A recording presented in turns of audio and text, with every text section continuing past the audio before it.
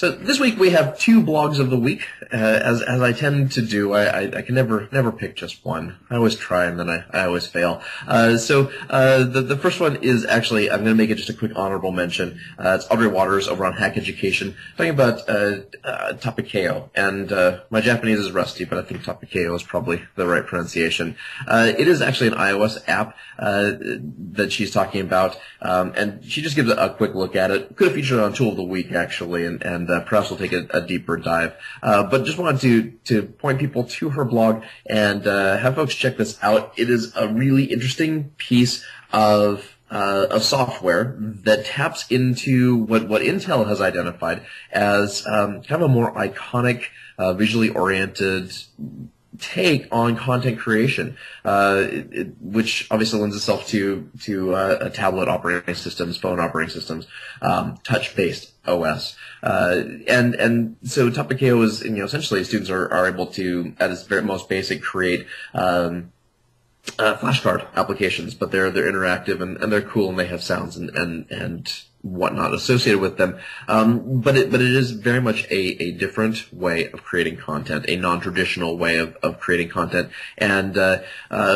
one which I'll be pursuing with Intel more as they release some of their ethnographic research around their study book, because this is it really begs the question: what does content creation mean? In the past, it used to mean blogging or working on wikis, perhaps creating videos, PowerPoint presentations, that sort of thing. But I think that as we become more touch-centric, we're sort of moving beyond that. So definitely check out Audrey's article over on Hack Education and give Tapikeo a look. But today I'm picking me for blog of the week. I wrote a blog on ZDNet Education about this sort of eternal sports versus tech battle in schools, and it's not just sports; it's every other program in schools that tend to be the first on the chopping block when we're looking at budget cuts. And I imagine that regardless of where you are in the world, except if you're watching this from Finland, most likely you are facing some serious budget cuts in the coming year. And base budget cuts last year, and the year before, and maybe the year before, and with no real end in sight. And it's pretty easy to say, hey, you know what? We need the technology. We've got to have 21st century students. We need to have 21st century skills. And so the technology has to be there regardless of everything else. And the geek in me says, yay, absolutely. And the parent in me says, well, sometimes, yeah. But then let's take a step back. Because my local school district, this is what actually inspired this post, took a lot of heat over the state of our high school track. And it's a mess. And my increasingly chubby cheeks indicate, it's been a while since I've run track, but in high school I ran track. And, it was a really powerful experience for me. Track is something of an individual sport, but there is a sense of the team and of camaraderie, and there's nothing like 4x400 relay to really make you think about your teammates and teamwork, just as much as being on a football team or a soccer team or a baseball team. And our track at our local high school is a disaster. And as I note in my article, those are the tracks that you pull up to in the bus. That you drive from your nice suburban, well-funded school, which, I attended. We drive up and we look at the track and it's, one of those. Okay, no personal best today. And that was the reality. And invariably those schools that we rolled into, they were not the well-funded suburban schools. They were rural schools. They were inner city schools that were struggling. And, I think, an important takeaway from this is that, that affects the way students feel and it affects the way students perceive their own schools, but it also affects the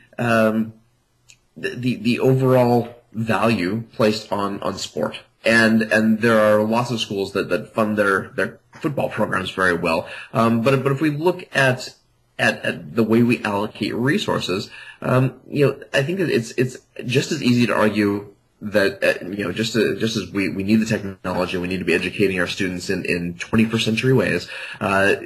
We also need to be educating them in terms of camaraderie and teamwork and sportsmanship, and not just on the football field, but in the way that we deal with each other. And if we look at improving civil discourse, perhaps there's no better way to do that than to teach sportsmanship. So even a dyed-in-the-wool techie geeky guy like me sees the value in sport. Of course, I also have my oldest son just started a community theater, and my kids have been involved in drama and dance and musical theater for a long time, and I see huge value in the arts in schools. So, and then of course, I talk ad nauseum about how we need to be providing better education for our teachers and teacher development to make sure that they are utilizing not only the best tools but the very best practices in the classroom. So where does scarce money get funded, or where does scarce money get allocated? There's got to be cuts made. Where do they get made? And so do you lay off some more teachers so that you make sure that drama program stays, or do you not use not upgrade your media lab so that you can make sure that you can redo that track? Redoing the track at our high school costs about $1 million, and if we want to actually redo the football field, which also actually is in desperate need of some work, we're looking at a couple million, $2.5 million. $1 million goes a long ways towards doing a lot of things.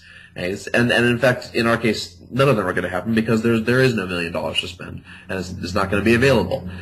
So how do we in general make these decisions? These are hard decisions to make. And my takeaway from the article was that, in fact, we need to try and do a little bit of everything, and we do the best with what we have. Teachers, we just highlighted on the news of the week on C12, just highlighted Classroom Blueprint, which is a way for teachers to be sharing best practices with each other. There's a lot of professional development for teachers that can happen with and among themselves and their peers in neighboring towns and cities and around the world. There are great free tools that can be used to bring bits of tech into the classroom. Yeah, we need to fund our schools appropriately, but until we do, we need to do the best with what we have. Maybe that track doesn't get done, but we make sure that we provide sponsorships for user fees so that every student can participate in these sports, every student who wants to.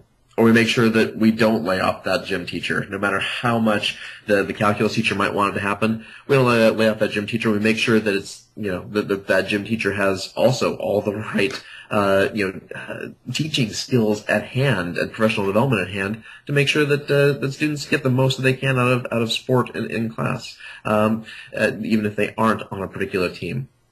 The point is, Finland's right. First of all, we got to fund our schools, and when we can't, don't, or won't, teachers and administrators and principals and school committees need to step up and make the hard decisions that allow us to maintain all of these. I talk about education and learning as a holistic effort.